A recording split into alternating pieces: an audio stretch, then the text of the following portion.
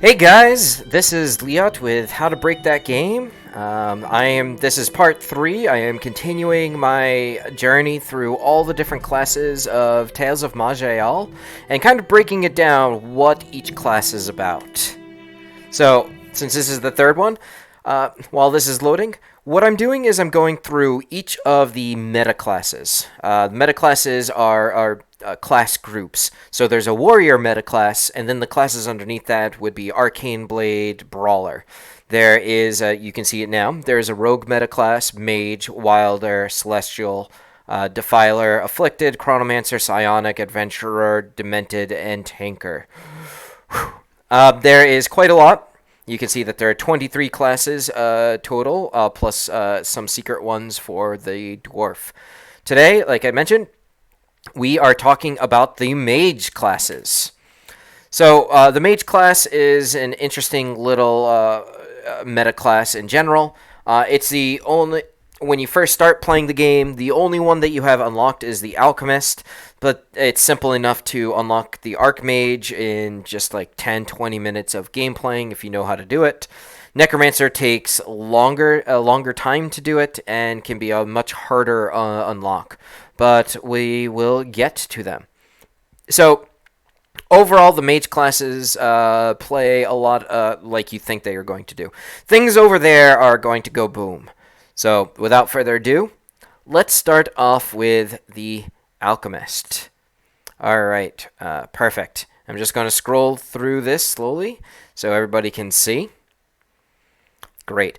So the Alchemist is a bit of a misnomer. It's a ranged character, a magic character. It's kind of a hybrid of both of those. And in a way, it kind of is tanky-ish. Regardless, for stats, you're going to want to hit magic first because it is a mage, and many of its abilities scale off of magic. After that, the game look, the game even right there suggests Constitution. I don't necessarily agree with that. I would personally put it into Cunning first, and then maybe later Strength or Constitution if you really wanted to go into it. So let's talk about how it actually plays. So the point of the Alchemist is basically two key aspects. One, you have a Golem. This is a minion that can die and then you can resurrect.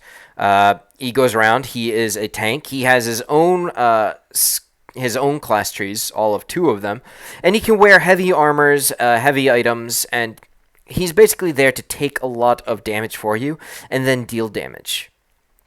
So before we really go too deep into the Golem, I want to talk about the other thing. The other thing that the Alchemist does is he throws bombs. And not small bombs. Once you level it up, he throws huge bombs that can take like a quarter of the screen and hit everybody inside of it. And he can infuse it with different elements. So it's a fire bomb now. Now it's an ice bomb. Now it's an acid bomb. And he'll just toss bombs in.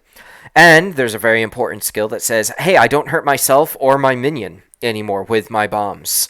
In fact, there's a later skill that says, hey, so long as my golem is hit with my bombs, he will get some bonus off of it. So those are basically it. Bombs, and I've got a minion. To me, it's very cool. It's very fun at the beginning of the game. It's a very easy class to get rather far with. So let's start talking about how powerful it is. Power scale, I'd probably say that it is around a 3. The bombs do a lot of damage. They are not on a very long cooldown, so you can throw bombs a lot. They're made by... You can distill items into basically gems, and then you can take these gems and convert them into alchemist gems. So 1 gem will convert into 20 alchemist gems, and that's what you equipped, and that's what you huck at the enemies to watch them all go blah! In all different directions. So, that's how bombs end up working. Now there's other tools in your toolkit. You can have a smoke bomb, so you can hide. I'm not going to go too far into the different elemental trees. Personally, a lot of the time I end up going with ice or energy. Definitely go with advanced golemancy, which just increases the flexibility of my golem. So power is about a 3. You do a lot of damage over a wide area of space, and then you hide for a couple of turns, and then you do a large amount of damage over a wide amount of space. And that's it. And hope your golem doesn't die and that he's hitting the right people. This is made a little easier because you can give orders to your golem, kind of. I keep my golem on a very short, literally a leash. You can leash it to you, and how far away is he going to chase after people. I don't like him chasing after people because he's there to protect me, so I try to keep him close to me. Now, how good is he at sustaining? I'd probably say he's about a 2 or a 3. A lot of the time, your golem is going to be taunting enemies, so everybody attacks him. But your golem can die very quickly if you're not very careful. But that's okay, because in your toolkit, you have ways of healing your golem. You have ways of bringing your golem back to life. There are ways your golem can wear heavy armor with lots of different resists. You can equip different gemstones into your golem to empower it, to modify your golem. It is yours to tinker with, so it's simple, it's easy, it's fine. That's why I would say he's about a 4. There's not a huge amount of resource drain, and eventually you are just alive. You have all the mana you need. You have all the health that you need. If the golem drops, you are running, and you are still a squishy mage. So that's why I also said it's a 2. So sustain, it's either a 2 or a 4. There's probably not going to be a lot in between. How tactical is he? I'd probably say he's about a 1 or a 2, but that's not a bad thing when it comes to this class. A lot of times, tactical means you don't have a lack of tactical as a key feature means you don't have to think too hard about this class. You don't have to worry about what you're doing. You already know your plan, and that's kind of how it works. You can adapt to the situation. You can change the element of your bombs if you need to.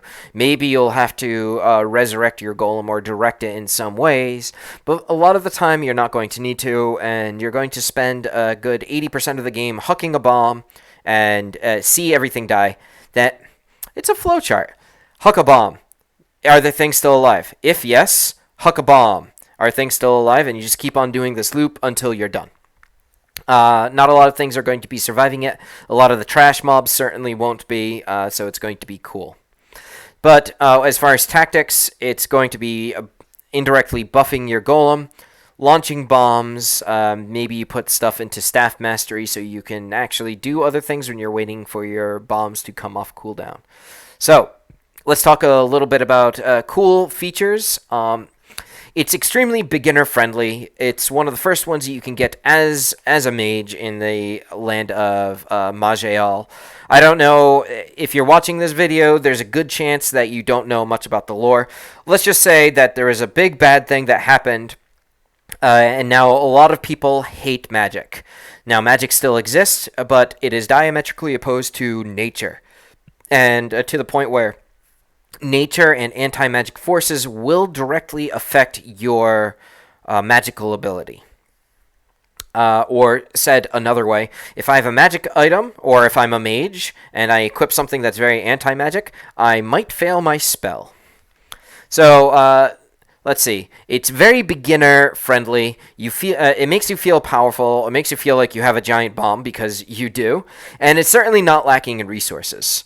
It can be a bit slow, and it might make you feel a little weak if monsters are resisting your bomb's elements. But again, you can be rather flexible, and you can switch it on the fly. That's up to you. Now I'm going to get into a little bit more about the golem mechanics. So the golem is your faithful companion, and he has 2 different trees. One is based on strength, one is based on magic. I personally put a lot into magic at the beginning because of 2 words. Eye beams. Your golem can just shoot eye beams at enemies, and why the heck wouldn't you want a golem just going around and shooting eye beams? I believe they're tri-elemental, and they will trivialize the beginning part of the game. They're just fantastic and a cool character concept, and I play these games for imagination reasons just as much as I do the tactics involved. There is another unlock called the Golem, and it is unlocked later in the game when you come up against a fellow alchemist, and if you beat him, you get his golem, which is shaped like a dragon, and it acts more like a wall in that you can use it for a cover. You can't see past it, neither can your enemies. It's interesting. I haven't played around with it too much, so I can't speak about it, but it does seem very cool. It is very interesting. I'm going to need to go back and actually complete this anyway, so that's going to be my goal. All right, let's move on. We have the Archmage. So in the other video, one of the last videos about the warrior, I talked about the arcane blade and how he was able to take on and win Tales of Maj'Eyal on the madness difficulty. Archmage is right up there as far as madness viable. But we'll get to that in a second. He's obviously a ranged character. He's magic. He is the guy who says, I don't like what you did with that room, so I'm going to blow it up. I don't like these 16 guys all in line, so I'm going to shoot them all with lightning bolt at once. Hey, I've got a chain lightning. Hey, you're right nearby me. I have thunderstorm active, so you're actively taking thunder damage. Hey, that's a really nice buff that you have. Unfortunately, you're on fire, and the fire will burn your buff away. What I mean to say with all of this is it's a very flexible class. It has a lot of answers to what other people can do to you. And that's before we get into any of the technicalities of it.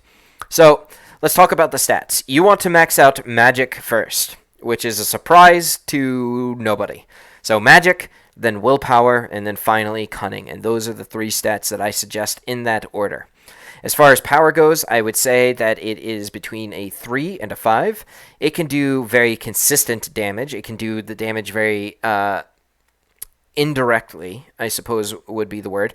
But at the same time, a lot of the combat is going to be choosing the right spell. And look, there's a bunch of dragons, and so Chain Lightning, you have killed most of them. Maybe you haven't killed them, and so you end up casting a fireball over into that direction, or a fire spray. There's a lot of different elements that you play with, which kind of dives into the next part. There are a lot of different elements, and they build onto each of them. I like to say that they're separated into 2 parts. There is the elemental tree, and then the elemental mastery tree. So there's fire, and then there's wildfire, which will modify and give its own bonuses to any fire spell. Likewise, you have that with energy and then energy mastery. You have it with all the different classes. So one of the things that you're going to want to look at or think about doing is picking one element and sticking with it. You can still dabble with other elements. It just a lot of flexibility comes from going up in the mastery tree. The mastery trees also have ways to allow you to affect people who would otherwise be immune or at least highly resistant to your magic. So if they're immune to fire, you can now hit them with fire. You can now hurt them. So, which is of course very important. For sustaining, and I'm going to have to say it's a 4.5 to a 5. And hear me out. It is a mage. That means he doesn't have a lot of HP. However, he is the best in the game for having the greatest amount of effective HP. He has a time shield. He has an arcane shield. He has an Aegis. Or I believe that's how it's pronounced, Aegis. He has, I believe, a feedback shield. He has so many different shields that maybe he has 1 HP, but effectively he's got 15,000. Hey, guess what? Maybe you picked up Providence somewhere. I know that was big. I know that they've changed things since, so you can't get full access to the Providence skill through an Anthril escort. But perhaps you have access to Providence, which will help buff your shields and refresh the duration. Perhaps you have, and maybe you have a rune on your body that says, hey, I put up a shield. Maybe and there are shields that will absorb different elements. It's It's really ends up being crazy, and then you just rotate the shields, so effectively your sustaining power is incredibly high. So let's talk about the off chance that you are surrounded and you are very worried and people are coming and you really need a breather. Don't worry, Archmage has you. He has Earth Walls as one of his spells. He can, and you not even talking about Stone Wrap. He can surround himself with impassable dirt walls that will make it so that other enemies can't target him, giving him a much-needed breather. And there are ways where, I believe I mentioned this in a couple other videos, you can punch yourself in the face and lower the cooldown for these earth walls. You can block things off. Also with earth, you can build an earth wall around you, dig your way out with a spell, go through walls. You also have access to the teleport spell, as well as a controlled blink spell. There's just so much that you can do as an Archmage. You have an answer for just about any situation. Hey, that guy's regenerating life due to vitality faster than you can do damage to him. Well, let's burn that away with Wildfire. A couple notes about Wildfire and some of the other mastery trees. Many of them are unlocked and across the game by doing a lot of fire damage. I believe it's 1,000,000 points of fire damage over any number of characters. So they're not going to be available right off. But that's the Archmage for you. He focuses on mastery and learning, and the way you're going to learn is by burning things alive or freezing them as much as you possibly can as other classes. For education, science reasons. Science. As far as tactics, I kind of already went into it. I'm going to say that the Archmage is a 4. He has the ability to be extremely tactical. A lot of times he doesn't need it. He can walk around and a lot of trash mobs die, or he shoots a beam at them and then they die. So he has the ability of being highly tactical, but he doesn't necessarily have to. I'm still going to say that it's around a 4 because he's one of the best, most powerful classes in this game. All right, so I'm going to talk a little bit about key features and a couple of cool notes. First off, you are a magic user, and you are the quintessential magic user that makes things over there go boom. You have access to phenomenal cosmic power at your fingertips. You have the most insane amount of effective HP due to shield sustainability. And this is even after any kind of nerfs and Providence nerfs. You are able...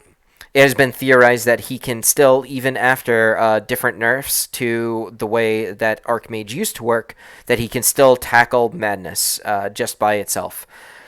And again, you have to remember about the sheer flexibility. He has a highly flexible toolkit, high effective HP, and the ability to remove enemy buffs as well as debuff enemies.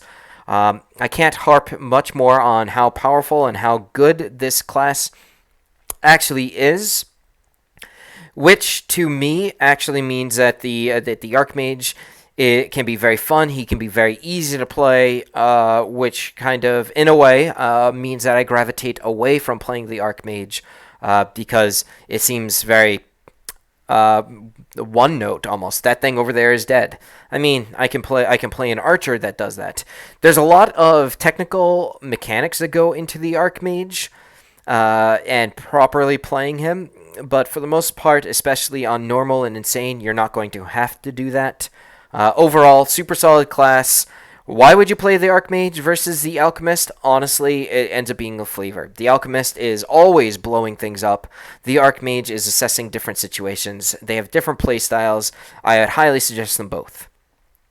Finally, we have the Necromancer. So, I'm not going to talk much about the Necromancer. The reason... Here, I'll click so that the arcane... There. So it changes. In its current form, the Necromancer is not a very good class. You would think that a Necromancer would have a lot of minions, and, he does have minions, but they just can't get too far away from him. And they're not very durable minions. They're not very good minions. I mean... They're fine. You can beat the game with the minions in the minion build, but they're not the greatest at that. He has a resource called Souls, which he can spend on spells. He can do a lot of darkness and cold damage. And he is the only one that has a skill tree that eventually allows you to become a lich, an undead. It'll replace your racial tree with the undead tree. And it works in a very interesting way in that you put points on for a payoff later on in the game. Which would be great if the lich, being a lich was actually worth it, which it's not. It ends up being more of a disability in a lot of ways. Now, again, we're getting too deep into the weeds when we talk about different mechanics. Necromancer is a perfectly viable class for beating normal and other difficulties. People have beaten higher difficulties. It is possible. It is still viable. On that note, I also have to say that somebody chose to be an Archmage, went anti-magic, which turns off most of your abilities, and still was able to beat the game. So that is and is not saying very much. As of the time of this making of this video, we are now in the beta for update 1.70B.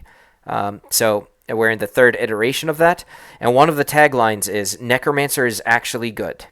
And I didn't write that, you didn't write that. The developers of this game, Dark God, wrote that. So just to say it again, Necromancers are actually good. I'm not going to suggest the Necromancer. It has a lot of different things that don't really mesh together, but I've heard a lot of really cool things about the Necromancer and a lot of the changes that have been there, so I'm going to change and update this video once the Necromancer comes out, and I'll do a full-fledged thing. From what I've heard, it's really cool with minions springing up out of the ground consistently, being able to have very strong minions, doing a lot of extra darkness and death, darkness and cold damage. So it looks like it's going to be really, really cool. Just not yet. Not yet, guys. Alright, guys, that's going to conclude this video on the Mage Metaclass. Again, I'm Liat from How to Break That Game, and I am happy to be here. If you enjoyed this video, if you found it informative, then please do me a favor and just go and like and subscribe. These are metrics that YouTube likes to push videos up higher. Also, feel free to follow me on Twitch. It's going to be How to Break That Game, but I messed up, and it's How to Break That Thing. So I need to fix that, but I'm in the 2-month period of limbo before I can change that again. So if you like it, and always please leave a comment. If you disagree with some of the things that I say, put a comment there. I'm happy changing and updating these videos. It's really to be a resource to past Elliot and people who are saying, hey, what class is the best class and what should I be? So in all times, this is Liat with How to Break That Game, and thank you guys. I'll see you in the next video.